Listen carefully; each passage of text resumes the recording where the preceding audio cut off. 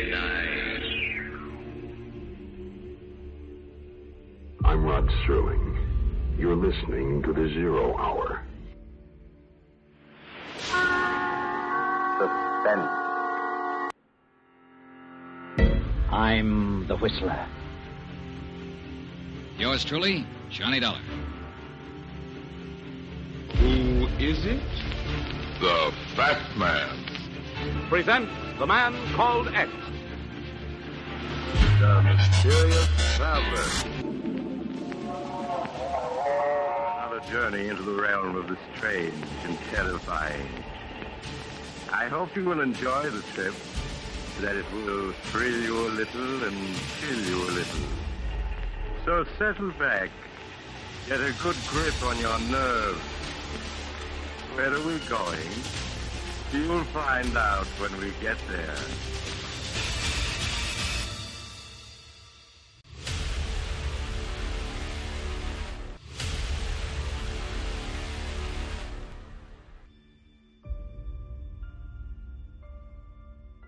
Hello everyone, and welcome to Drama and Theater, brought to you by Duane Old Time Radio. Drama and Theater features some of the best programs from the golden age of radio, including Escape, The Fat Man, Suspense, The Whistler, Zero Hour, Yours Truly, Johnny Dollar, and many, many more. Before we start today's drama, if you enjoy what I'm doing, let me ask you to subscribe to my channel. Subscribing is 100% free, and you will receive notifications on new posts. Lastly, if you have a moment, write a short 1 or 2 sentence review or give a rating on your preferred podcast service. A positive review or rating would help me out a lot. And now, on to the drama. And thank you for your support, as always. The Mysterious Traveler ends the month of April with two episodes. The 55th episode, They Who Sleep, January 6, 1944, and then The Case of Charles Foster, the 64th episode, March 10th, 1945.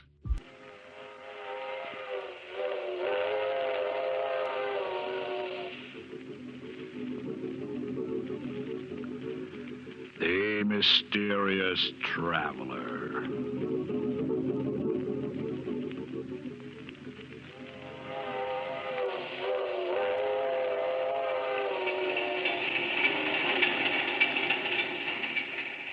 This is the Mysterious Traveler, inviting you to join me on another journey into the realm of the strange and the terrifying. I hope you will enjoy the trip, that it will thrill you a little and chill you a little.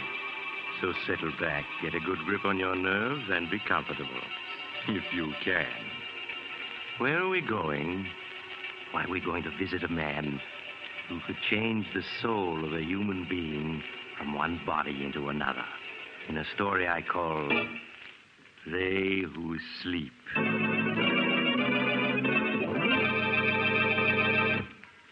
My story begins late one foggy night in a dingy little room in the slum section of a great city. The occupant of the room, a small man, white-haired, his cheeks hollow from hunger, has just admitted a visitor whom he does not know and whom he is trying to send away. An expensively dressed young woman with a heavy veil hiding her face. But, my child, it cannot be me to whom you wish to speak. You have made some mistake. I haven't made any mistake. I've been hunting for you for days. I spent a good deal of money tracing you here. But I do not understand. Why should you wish to find me, Alexander Thomas, a penniless old man? You did not always use the name Alexander Thomas. Once you called yourself Chadwin the Great, hypnotist beyond compare. Chadwin the Great? Yes. I once used that name. But Chadwin the Great no longer exists. I am only Alexander Thomas now. Listen to me, Chadwin. We've met before. 10 years ago, you gave a performance at the Bijou Theater. Oh, there are so many Bijou theaters. You asked for volunteers to be hypnotized. I came up on the stage. I and my sister Rose. You hypnotized her easily, but you could not hypnotize me. There were so many, I cannot remember. No, but you can remember this newspaper clipping. That old story from the newspapers? Where did you get it? It says that you, Chadwin the Great, once performed the experiment of exchanging two men's souls. By the use of secret drugs and your great powers of hypnotism, you transferred one man's soul into another man's body. You cannot believe all the newspapers say. But you did this before witnesses. And one of the two men died. You went to prison for 5 years for manslaughter. Why do you come here to remind an old man of his tragedies? Go, please. Leave me alone. No, Chadwin. For years I've kept this clipping, for years. Never knowing what impulse made me tear it out and save it. Until last week I found it again. And then I knew. You speak not like a woman, but like a soul possessed by devils. Perhaps I am. So you can transfer souls from one body to another? No, I cannot. How much would you charge to do it again? Do not ask that of me. I am old. I have been in prison. How much, Chadwin? Could you put my soul into another's body for $10,000? $10,000? Yes. Then you could live like a man again, not like a starving animal in this hovel. Once before I tampered with the eternal laws, I paid the penalty. And so did one of those I experimented upon. But which one, Chadwin? Which one? He died. The other, the strong soul in its new body, lived. Ah, then I am ready. When can you do it? Tomorrow night? But, my child, why should you risk your life for that which cannot be, which was not meant to be? Look, Chadwin, I shall raise my veil. Would you call me beautiful? Even pretty? No. I'm ugly. You are not ugly. Your face is strong. But if it were not twisted by bitterness... Enough of talking. How can you know what it means to a woman to be ugly? To lose the man you love to a woman you hate? Because you are plain and she is so beautiful. Chadwin, will you do as I ask? To help you change with one who is beautiful. To help you to be loved for just a little. My child, perhaps it is not such a great wickedness to do that. Then you'll do it? But it is only for a little while. You must understand that. For 10 days, no more. Then the laws which cannot be violated with impunity require that your soul must return to your body. It's enough. It's all I want, Chadwin. Very well. I have here a small bottle. Here. Take it. Guard it carefully. When the moment comes, she, the other, must drink it in water. Yes. It will be easy. She will drift off to sleep. Then you must come to me. But not here. It would not be safe. Never mind. I know the place. The safest in the world. Very well. The exchange will be made, and I will see that she, in your body, slumbers dreamlessly. After 10 days, she will wake and be herself again, with no memory whatever of what has happened. And now, Miss... Vaughn. Helen Vaughn. Now, Miss Vaughn, who is this beautiful one with whom you would change places? The girl who just married the man I love. My sister, Rose Vaughn.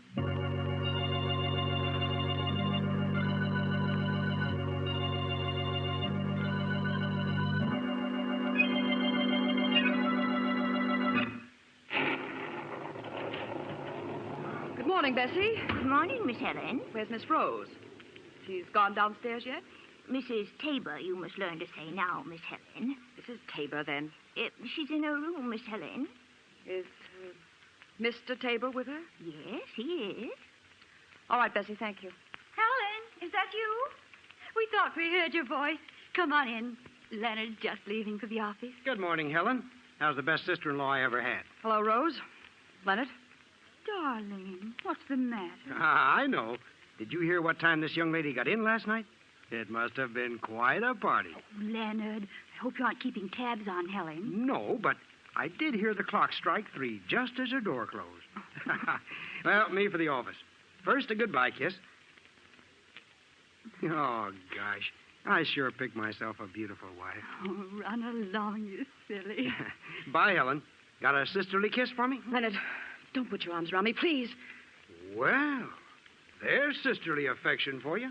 You'd think she hated me. Oh, run along, Leonard. They probably need you downtown to polish off a big deal. Yeah, they probably do at that. Okay, I'm on my way. Bye, you two. Bye, darling. Well, Helen, you are in a mood this morning. I just think you two carry this lovey-dovey business to a ridiculous extreme. Helen, it's as if... Well, as if you dislike seeing Leonard kiss me. You don't have to be constantly kissing him in front of other people, do you? Helen, oh, my dear, I didn't realize. Didn't realize what? Didn't realize that... Oh, Helen, darling, believe me, someday the man will come along who'll mean just as much to you as Leonard does to me. You'll find him. I'll help you find him. Listen, I'll give some parties and invite a lot of new men. Stop it, Rose. Let go of me. Don't go gushing over me, you idiot. Helen, how can you be so cruel? Oh, stop sniveling like that. I'm sorry, Helen, but you're always so sharp when anybody tries to be nice to you. And you're always so nice to everybody, so soft, so sweet. Oh, I'm sorry, Rose. I always forget how the least quarrel upsets you. Well, here. Drink this, Rose. There's a sedative in it. Something quite harmless. It'll soothe your nerves. Oh, all right. Oh, nasty stuff. Now lie down on your bed. That's it. Just a few moments now, and you'll be drifting off to slumberland, my beautiful sister. Oh, it is quick, isn't it? Feel drowsy already. You do? And you must give in to the feeling, you hear? Don't fight it. I feel so queer. It's as though I were on a boat. A little boat. Rose? Can you hear me? Yes. Yes, Helen, I hear you. You seem such a long ways away. Such a long way. Rose, you're to come to me when I call you. Do you hear? You're to sleep for a while. Then when I call, no matter where I am, you're to come to me. Yes, I'll come to you.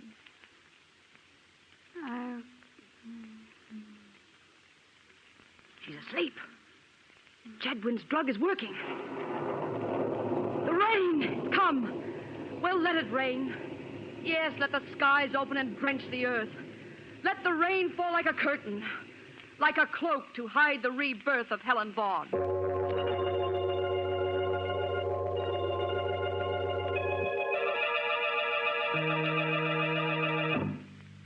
Leaving her sister Rose in a slumber so deep it was almost death-like, Helen Vaughn hurried to her room.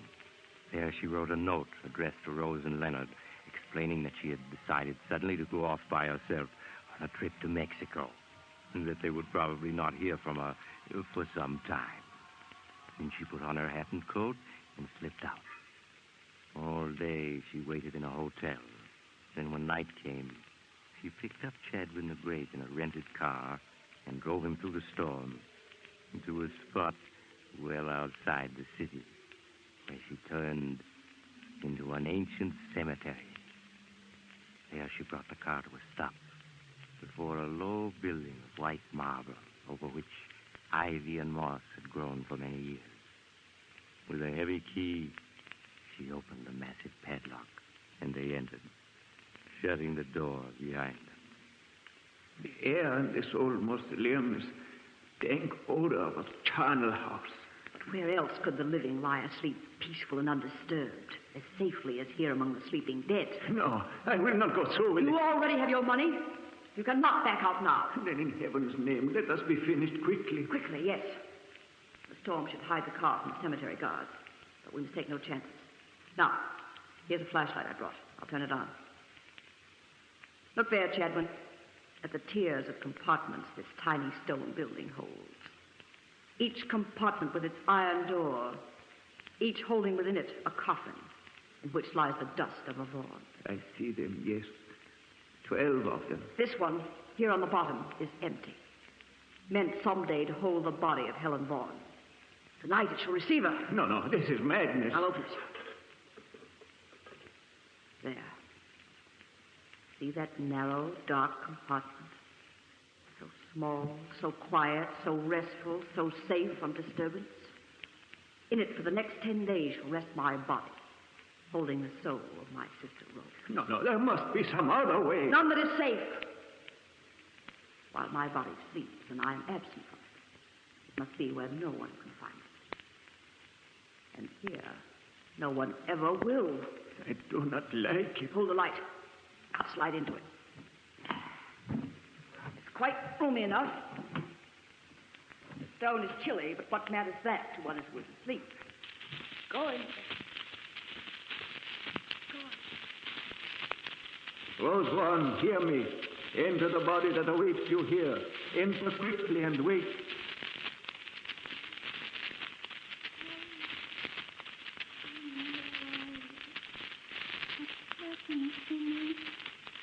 So cold, I'm lying on stone. So cold and dark. Helen. There is nothing to fear. Sleep, my child. Yes, I see.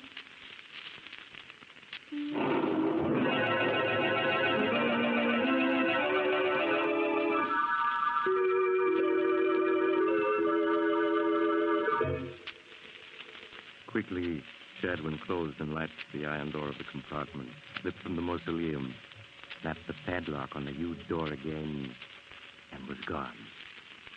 At the same time, back in the big house in the city, the frantic Leonard paced the floor, waiting for some change in the condition of his wife Rose, who all day had been in a strange stupor from which nothing could arouse her.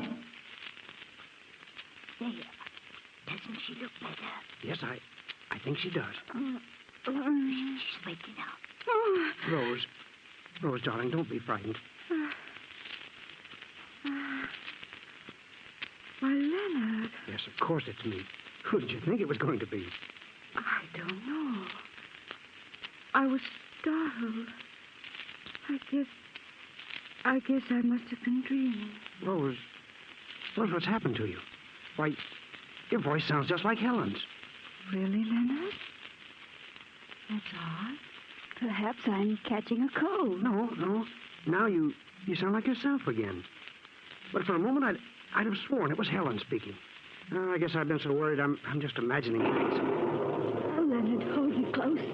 Close, darling, close. Always, Rose. Always. Always. Yes, always. She'll never have you back. Never. What are you saying, Rose? I was just thinking of how much I love you. So much that I'll never let anything take you away from me. Never.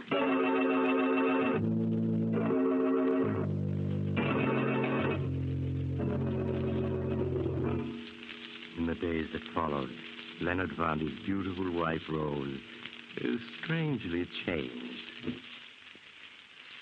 You've been different somehow these last 10 days.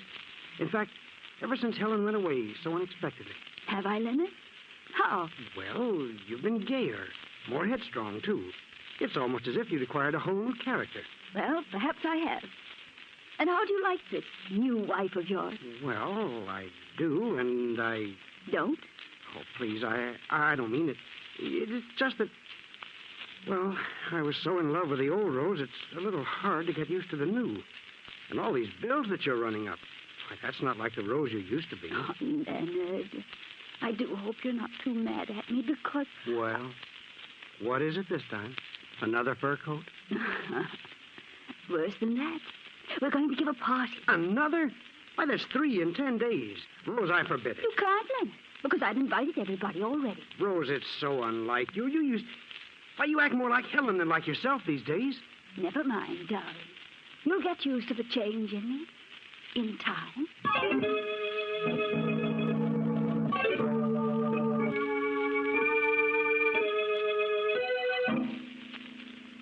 Ignoring her husband's displeasure, Rose, or should I say, Helen, went ahead with her plans for a party that night.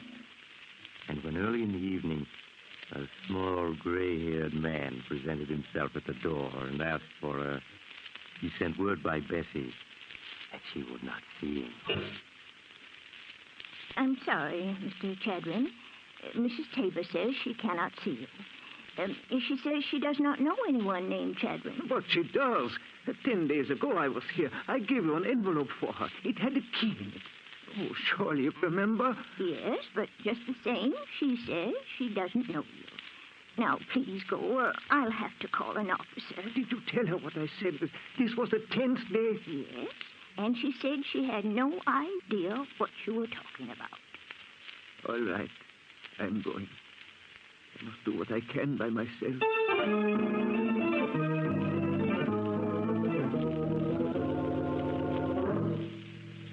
And while the gay party went on, miles away in the old cemetery, Chadwin the Great worked frantically with a hammer and chisel to force the padlock on the door of the mausoleum in which, unknown to the world, a sleeping girl lay hidden.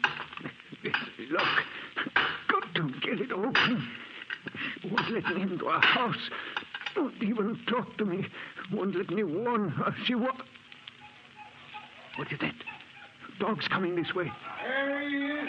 Somebody trying to break into the Vaughn mausoleum. The guards. I must run for it. Look out, he's getting away. Hey, you great runner. You little somebody.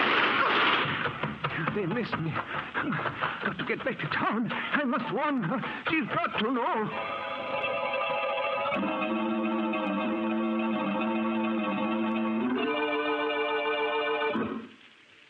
Miss Vaughn, thank heaven this time you heeded my message. I won't have you coming around to my house this way, do you hear? You must never come here again. But you do not understand. The 10 days is up tonight. Now. Your time is over. Are you trying to scare me, Chadwin? To get more money from me? Money? No. I am just trying to tell you. It was understood 10 days only. More is not allowed. You fool! Do you think I ever intended to give up Rose's body once I had it?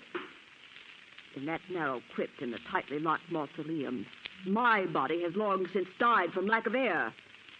And Rose has died with it. But I remain alive. Oh, that is what you planned. I should have guessed. But it is not so. Your body is not dead. It is in a sleep so deep that it scarcely breathes.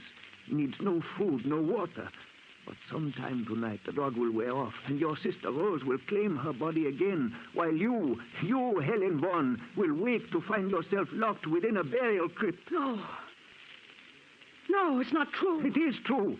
And you will not be asleep. You will be awake, needing air, and there will be no air. You're just trying to frighten me. Tonight I tried to open the tomb to save you. I was driven away by guards with dogs. But what can I do? Only if we can reach the tomb in time to open it can you be saved. And we must go now. I'll get the key. And we must hurry. Hurry!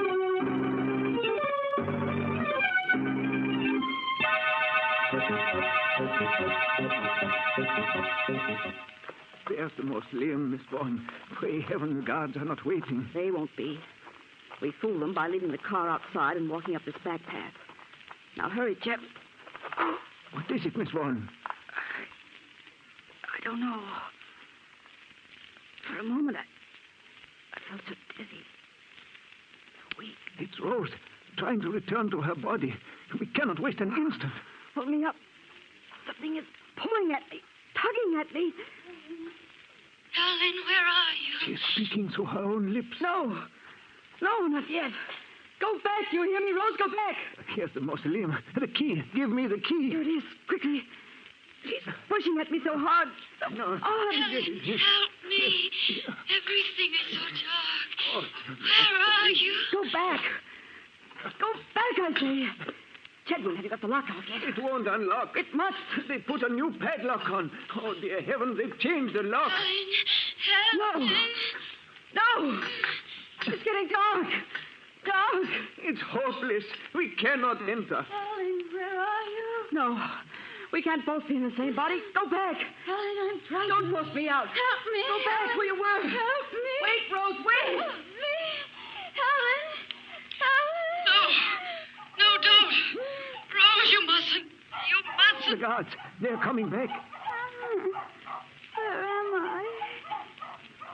happened to me? Come on, he's back again. Sleep, child. Sleep a little longer and wake without memories. Please. Yes. For her will, I can do nothing now. And the guards, they must not catch me. They must not. There he is. We got him this time. Holy cats. It's a girl. It's Mrs. Tabor. Asleep on the steps of her own family mausoleum. Say, we got to get her out of here. Help me lift her out. Hey, wait. Did you hear something then? Like somebody calling a long ways off? Listen. I can't breathe. Chadwin, help me. I'm not dead. Well, do you hear anything? Nah, I can't hear anything, just the wind. Come on, we got to phone Miss Tabor's husband. She may be sick. Come on now, no time to lose. Help me, Chadwin. Help me.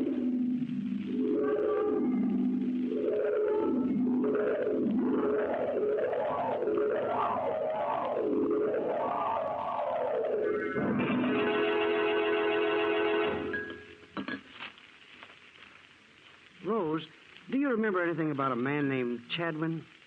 Chadwin? No, I don't, Leonard. Well, Bessie says he called several times last week to see you. The last time was the night of the party. You're sure you don't remember him?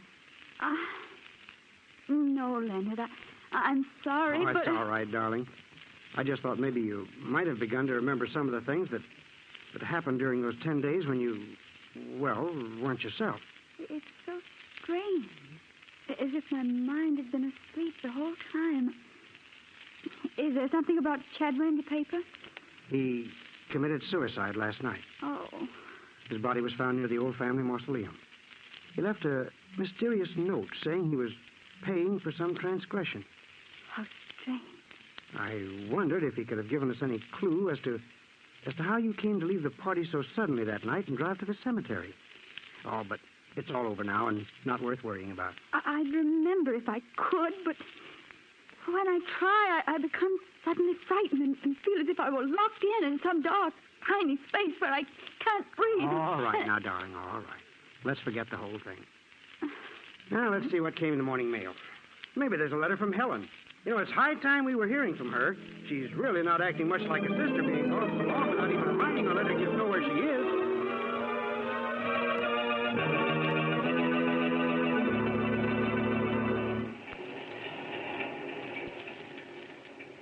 This is the mysterious traveler again.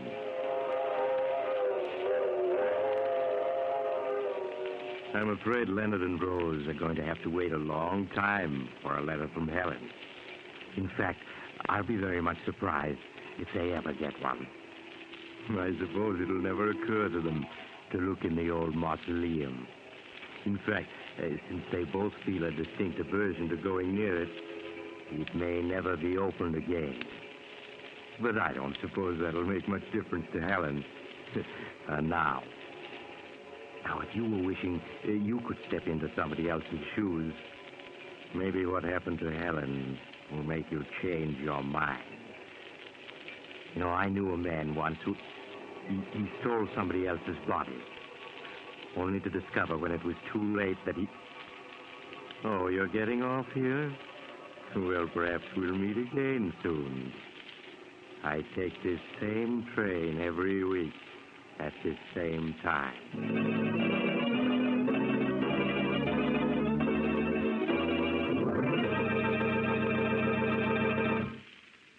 You have just heard Chapter 55 of The Mysterious Traveler, a series of dramas of the strange and terrifying. In tonight's story, They Who Sleep, Philip Clark played Chadwin, Gertrude Warner played Helen, and Helen Clare played Rose. The Mysterious Traveler is written by Bob Arthur and David Cogan. Original music is played by Henry Silverne, and the entire production is under the direction of Jock McGregor.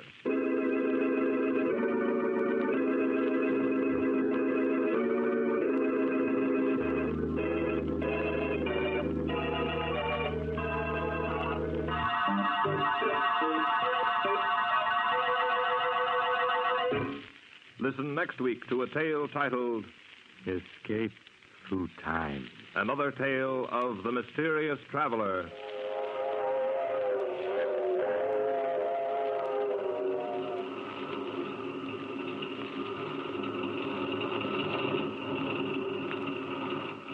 The Mysterious Traveler is presented by WOR Mutual from the WOR studios in New York. This is Mutual.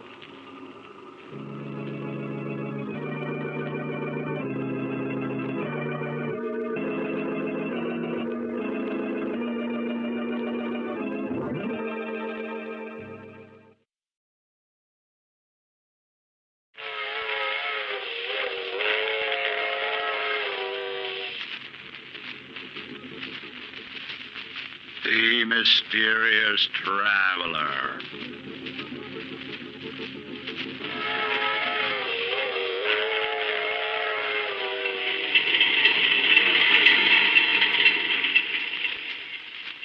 This is the Mysterious Traveler, inviting you to join me on another journey into the realm of the strange and the terrifying. I hope you will enjoy the trip, that it will thrill you a little and chill you a little. So settle back, get a good grip on your nerves, and be comfortable, if you can. Where are we going? Well, we're going to join Charles Foster as he takes an excursion into crime. I call the story The Case of Charles Foster.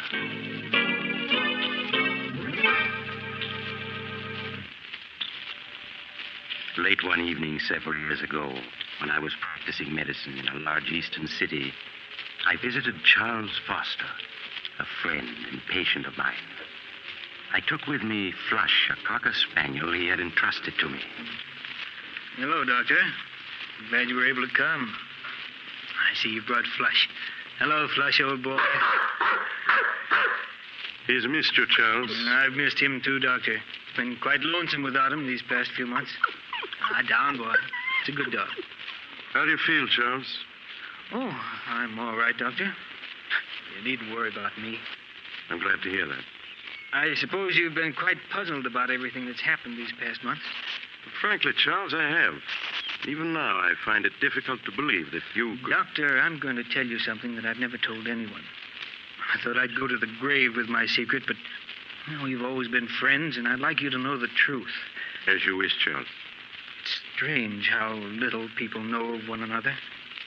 For 10 years, Agatha and I were married, and to the outside world, we were a happily married couple. But in the privacy of our home, I found life with Agatha a nightmare.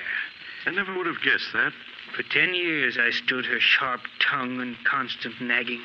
I might have gone on taking it the rest of my life. Fate hadn't decreed otherwise. It was 3 years ago on a beautiful spring evening that fate stepped in to change the entire course of my life.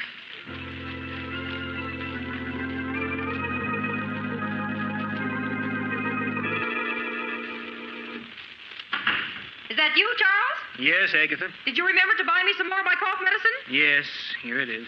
Supper ready? Some men would be more interested in their wives' health than their own suppers. I'm sorry, Agatha, but you really don't look sick to me. That's because you don't care.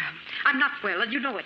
I work myself to death day in and day out, keeping this house clean. And little thanks do I get for it. I've told you before, Agatha, if the house is too much for you, hire a maid. And how exactly can we afford a maid on your miserable bookkeeper's salary? Well, if you can't manage it out of my salary, there's always the $50,000 your father left you. That money is mine, and I'm not spending a single cent of it. It's up to you to provide a maid. All right, Agatha. Please, let's not quarrel. Oh, hello, Flush. How are you, old boy? No, you care more about that dog than you do me. You know that isn't true. It is. Sometimes I think the only reason you come home is because of that dirty old dog. Quiet, Get away Flush. from me. All he does is eat and put his filthy paws on my furniture. I want you to get rid of that dog, Charles. Get rid of him? Yes.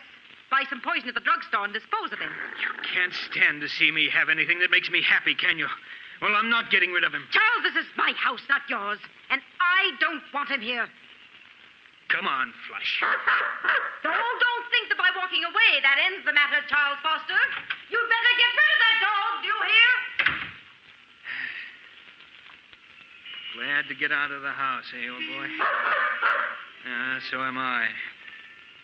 It's a beautiful evening, isn't it? Come on, boy. We're going to take a long walk.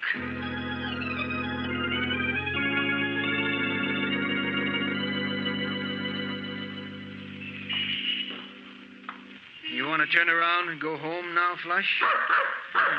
No, neither do I. Pardon me, but aren't you Charles? Julia Sanders. Charles, I thought it was you. Oh, let me look at you. Oh, Julia, you haven't changed a bit. You're as lovely as... How long has it been since we last saw each other? 10 years, almost 11. Has it really been that long? Julia, have you ever forgiven me for what happened? Of course, Charles. I was so insanely in love with you, Julia, that I couldn't bear to have other men look at you. You know that I didn't mean... I know, Charles. I've thought of that night constantly. It's been like a nightmare ever since. Please, Charles, it's all past and forgotten now. You were perfectly justified in breaking our engagement. After what I'd done, there was nothing else you could do. I understand you married Agatha Winthrop a year after I'd gone abroad. Yes, Julia. After you left for Europe, people kept telling me what a wonderful wife Agatha would make me. I allowed myself to be convinced and married her. Well, I'm sure everything turned out for the best. Oh, but it didn't, Julia. Almost from the beginning, our marriage was a failure. For these past 5 years, Agatha and I have merely been living together under the same roof. Oh, I'm sorry, Charles, that it didn't turn out well. Nothing turned out well, Julia, after I lost you. I hope things have been better with you these past 11 years. Oh, I can't complain. I spent a number of years in Paris studying art and working at dress designing. Oh. I only came back a few months ago. You've never married? No. I'm working now for Morgan's department store as their art director. Oh, really? Well, my office is only a few blocks from there. Look, Julia, why don't we have lunch together tomorrow? There are so many things I'd like to know. Well, I'd like to, Charles, but I think it would be much better that we don't. Oh, now, surely, Julia, there's no harm in two old friends having lunch together, is there? No, I suppose not. I won't take no for an answer. Do you know where Drake's restaurant is? Yes. Will 1 o'clock tomorrow be all right? Yes, that's my usual lunch hour. Good, then it's a date.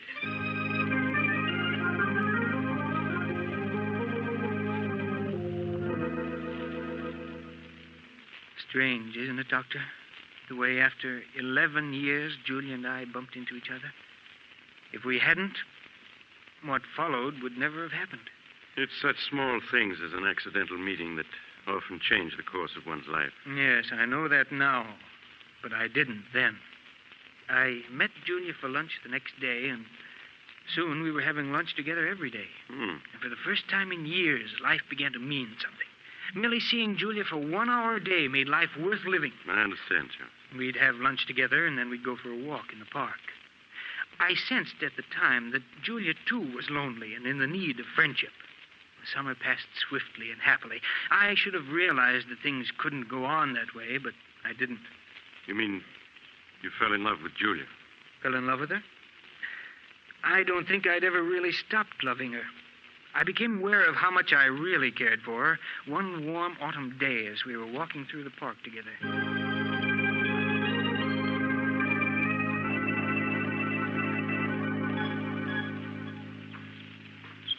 Julia. Yes, Charles? What about going to the theater with me tonight? Oh, I wish you hadn't asked me, Charles. Why? Because it means we can't go on seeing each other anymore. But why shouldn't we go on seeing each other? Because you aren't satisfied any longer just to see me at lunch, and it isn't right for us to go out together at night. But surely there's no harm in our going to the theater together. You're married, Charles. That's reason enough. All right, Julia. Forget I ever asked you. But at least we can go on having lunch together, can't we? No, Charles. Oh, but... Can't you see? Things can never be the way they were. We've become dependent upon each other, and we have no right to be. We can't go on seeing each other any longer. It isn't fair to Agatha. But you know that Agatha and I mean nothing to each other. We haven't for years. Nevertheless, she's your wife. Julia, you know I love you. I've always loved you, and I can't do without you. Charles, you're just making it difficult for both of us. Julia, you do love me, don't you? Yes. But can't you see, it's no use. I remember Agatha only too well. She'd never give you a divorce. I know she won't. I've asked her a dozen times in the past 5 years, but she said she'll never give me one. I want to part now, Charles. Right here. Must we? Yes. Goodbye, Charles.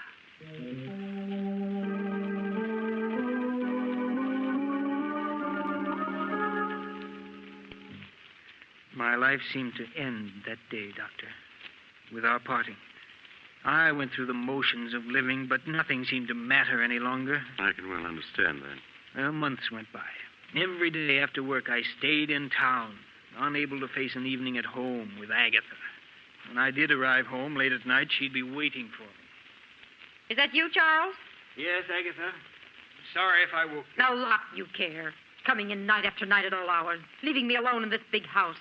Oh, don't think I don't know what you're up to. I know you're kind, Charles Foster. You better go to sleep, Agatha. A fine chance I have to sleep with you putting on the bathroom light. You know I can't sleep when that light's on. Take me a minute to brush my teeth, then I'll turn off the light.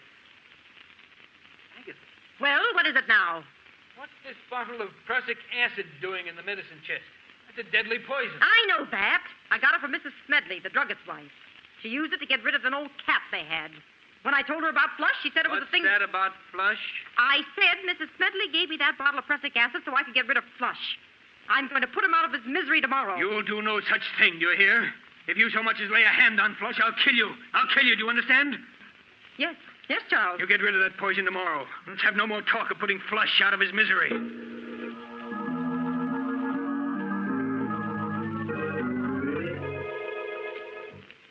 I lay awake for hours, Doctor, unable to fall asleep. Julia's breaking off with me and my wife's refusal to give me a divorce. And the prussic acid she meant to poison Flush with had left me all worked up. Then Agatha began coughing. That cough she'd cultivated for years to give people the impression that she was an invalid. Well, after she'd coughed her usual 5 minutes or so, she got out of bed and started for the bathroom where she kept her cough medicine. Oh, that's that chair. Why don't you turn on the light so you can see where you're going? I can see perfectly well where I'm going. Besides, on your salary, we can't afford to waste electricity. I knew there wasn't any use in saying anything more. For years, Agatha had gotten up every night and groped her way to the medicine chest where her cough medicine was. Nothing could make her change her habits. I lay in bed listening as she opened the medicine chest and fumbled in the corner where she always kept the bottle. As I heard her groping for her medicine, I suddenly thought of the bottle that was standing next to it. The bottle of prussic acid. Without thinking, it came to mind. If only she'd take the prussic acid instead of the cough medicine. If she did, I would be free. Free of her constant nagging and whining. Free to see Julia. Then I knew it was useless to hope for such a mistake to happen. Agatha's cough medicine always stood in the same corner of the medicine chest. Even in the dark, she'd never take the bottle of prussic acid. And then it came to me. What if the bottles were to be switched? What if the following night the prussic acid were placed in the customary spot of the cough medicine?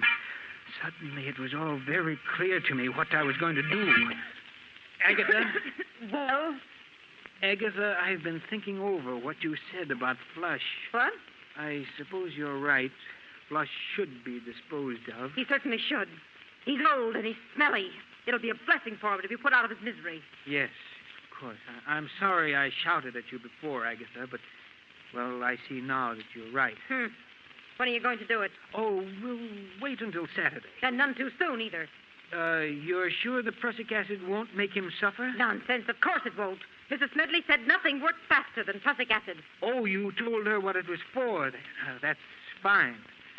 Very well, Agatha. Just leave everything to me.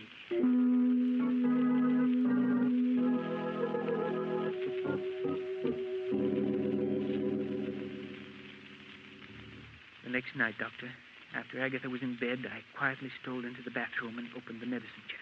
I compared the bottle of cough medicine with that of the prussic acid. They were both small bottles, almost identical in size. I removed the cough medicine from where it stood in the corner of the chest and replaced it with the poison. Then I went to bed and waited impatiently for Agatha to start coughing.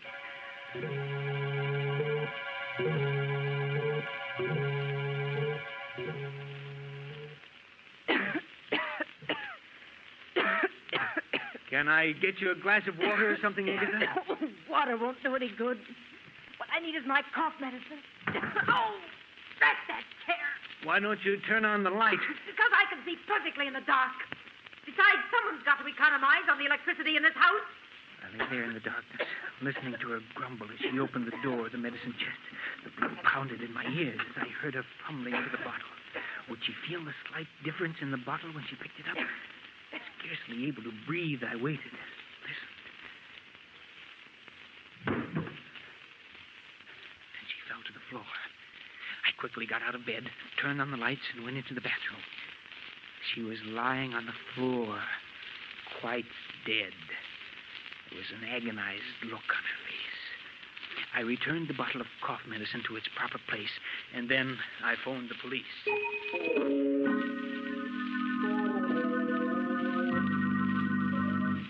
Now, you say, Mr. Foster, that your wife was in the habit of going every night to the medicine chest for a few drops of her cough medicine. Yes, that's right. And she never turned on the lights when she went to the medicine chest. Oh, no, sir. Wasn't that a bit unusual? Well, I always used to tell her to turn on the lights, but she said it was a waste of electricity. I see. And you say your wife, it was her who placed the bottle of prussic acid in the medicine chest next to her cough medicine, eh? Yes, sir. I'd never touched the bottle of prussic acid. You see, it was my wife who procured it, and she... Yes, Mr. Smedley, the druggist, has testified that his wife gave it to your wife. Mr. Foster, are you familiar with the contents of your wife's will dated 10 years ago? Yes, I am. Then you know, of course, that your wife left her entire estate to the Home for the Aged. Home for the Aged? Oh, yes. I fought to keep my face expressionless, to prevent him from learning that I hadn't known. All the years we'd been married, Agatha had given me to understand that all her money would go to me. Now I knew that she'd been lying. Her will had been made out in favor of the Home for the Aged for years. I began to feel angry at the way she'd cheated me. But a moment later, I was grateful that she had. Frankly, Mr. Foster, your wife's death occurred under very suspicious circumstances, to say the least. For years, she'd gone to the medicine chest every night without mishap. And yet, on the second night that there was a bottle of prussic acid in the chest, she met her death. Were it not for the fact that your wife had left her entire estate to the Home for the Aged, I might be inclined to go further with this investigation. As it is, I'll instruct the coroner's jury to bring in a verdict of death through accident. That's all, Mr. Foster.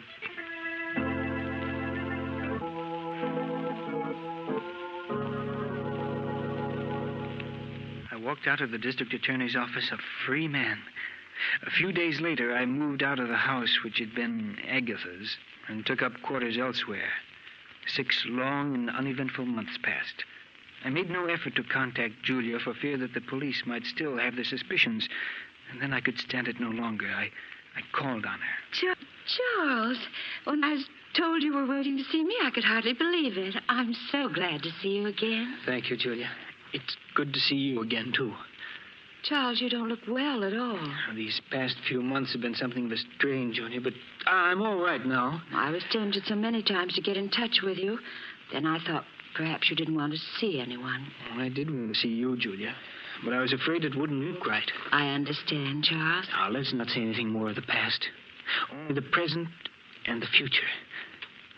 Julia, do you think we might try to pick up where we left off last autumn? We can try, Charles.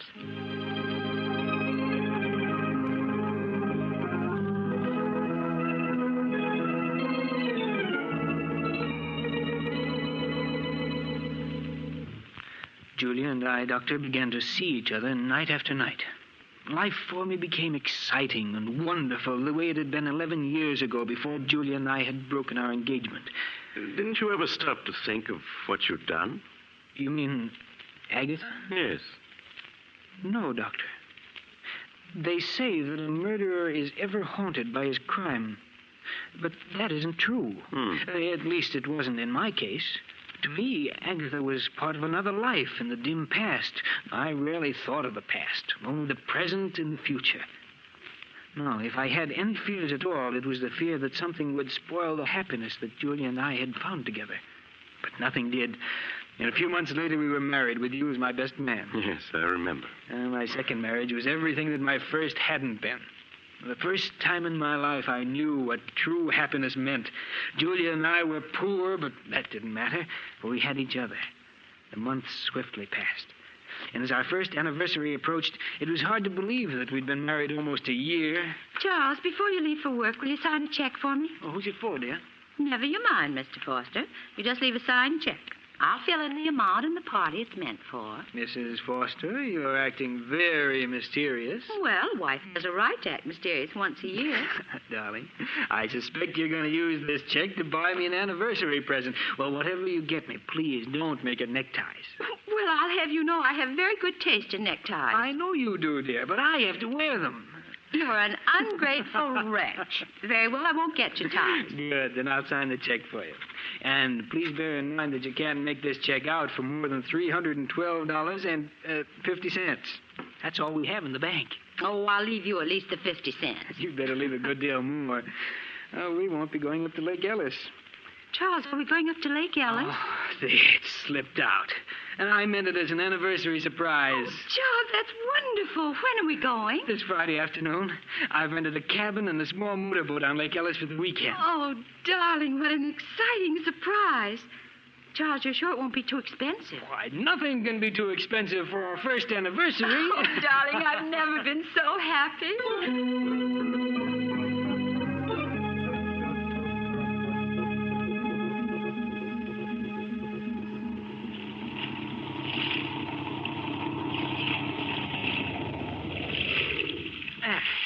This looks like a nice place to fish. Let's see, where'd I put that bait? Here it is, dear. Thanks, darling. Uh-huh. Here's a nice, fat, dimpled worm. Well, if you can't stand to see me bait him, just turn the other way. That's it. It'll only take me a minute. Charles, look. Yes, wait till I get this. There's smoke coming out of the engine hatch. What's that? Yes, you're right. It's on fire. There are flames shooting out. Fire extinguishers at the other end of the boat. Charles, you'd never make it. You'd be burned. Yes, you're right. Besides, even the extinguisher wouldn't do much good now. The fire's too big. What are we going to do? Oh, the heat. It's becoming unbearable. There's only one thing we can do, Julia. Let's go over the side. We're almost in the center of the lake. I can't swim. But I can, dear. I'll manage to keep us above water somehow.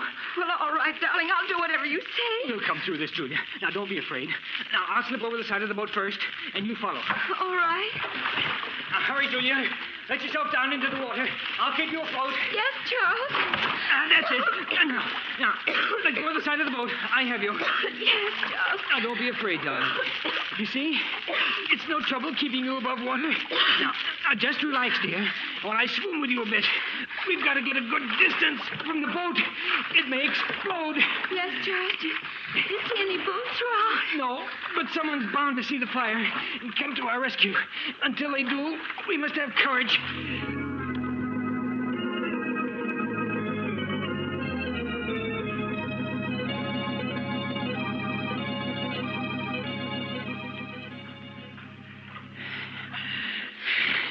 Tired, aren't you, Charles? No. Now, don't worry, dear. I can keep us afloat for a long time yet. Oh, why doesn't someone come to our rescue? They will. Someone must surely have seen that boat burning. But Charles, we've been in the water so long. Oh, it just seems long, darling. It can't be more than 10 minutes. 10 minutes? It feels more like... Charles! I've got you, Julia. Just for a moment, you slipped away from me. Oh, darling, it's no use. I'm just a millstone around your neck. What are you saying? Why should we both drown? Charles, save yourself. Save myself? Yes. I want you to let go of me. Let go of you? No, never. Yes, you must. You're too tired to keep me. No, darling.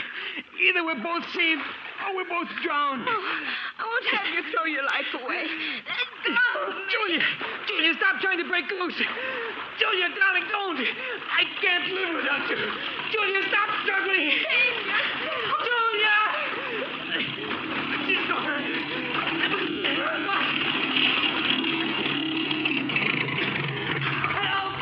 Help, my wife. My wife. Yeah, we saw it all. Hey, Mike, he's passed out. Get him before he goes under. I got him. Here, help me get him aboard, Skipper. All right. Any sign of his wife? She's gone, Skipper. Yeah, too bad. Well, if it's the last thing I do, I aim to see justice done to this fella. She never had a chance. You see him shove her under? It was murder, that's what it was.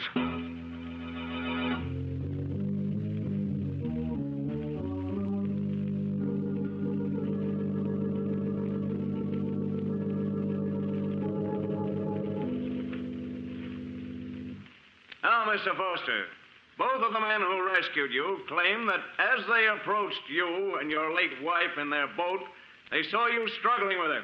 You admit this? Yes, but I tell you, I was trying to save her, not drown her. No, you were trying to save her. But both the witnesses testify they saw you push her head under. They're wrong. I wasn't pushing her under. I was trying to bring her to the surface. You must believe me. Oh, Mr. Foster. You maintain that you were rescuing your wife, not drowning her. Yes. Is it true, Mr. Foster, that you were engaged to your wife 11 years ago and that she broke the engagement? Yes, that's true. Would you mind telling the jury why she broke the engagement? We had a misunderstanding. A misunderstanding? Do you call shooting the woman you're engaged to just a misunderstanding? No. You must let me explain. It's true that 11 years ago I did shoot Julia, but I've been drinking. I didn't know what I was doing. Mr. Foster, you do admit shooting and wounding her? Yes. Have you ever seen this before? Why, yes. That's the insurance policy I took out for Julia and myself. Exactly.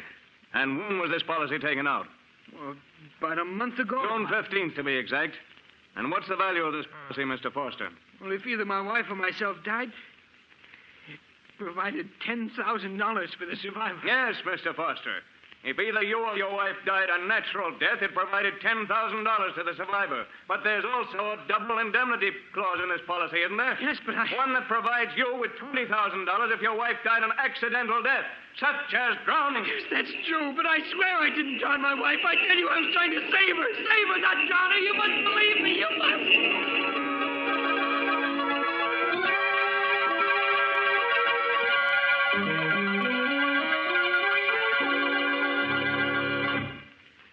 That, Doctor, is exactly the way everything happened.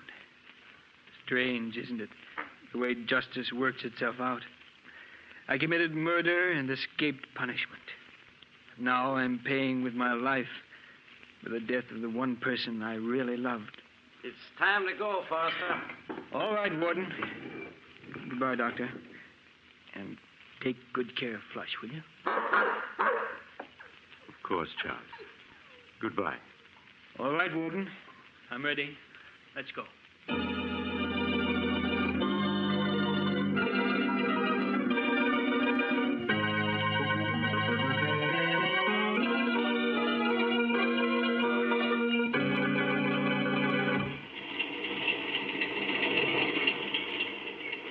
This is the mysterious traveler again. Did you enjoy our little trip? Too bad about Charles Foster, wasn't it? As he was strapped into the electric chair, there was an ironic smile on his lips, for he was being executed for something he had not done. But as Charles himself said, justice has a strange way of working itself out. I knew another man once who thought it would be a simple thing to dispose of his wife. Unfortunately, he... Oh, you're getting off here? I'm sorry. But perhaps we'll meet again soon. I take this same train every week at this time.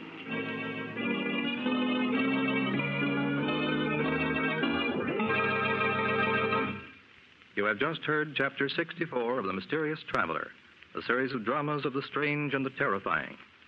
In tonight's story, the case of Charles Foster, Humphrey Davis played Charles Foster, Nancy Sheridan played Julia, and Joan Shea played Agatha. The Mysterious Traveler is written by Bob Arthur and David Cogan, and original music is played by Henry Silverne. The entire production is under the direction of Jock McGregor.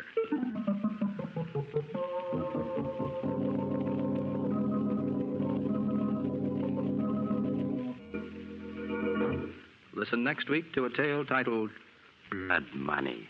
Another tale of the mysterious traveler.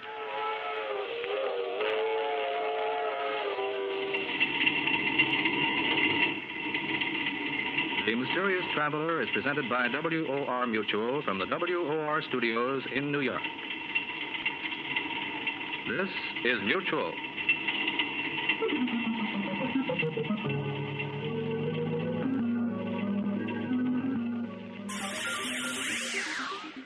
Thank you for listening to and showing your support for my podcast. If you would like to receive notifications of when new episodes are posted, please subscribe to my channel. Subscriptions are 100% free, and they really help me get an idea of how I'm doing. Well, hope you enjoyed, and until next time, stay safe, wish you well, and as always, peace.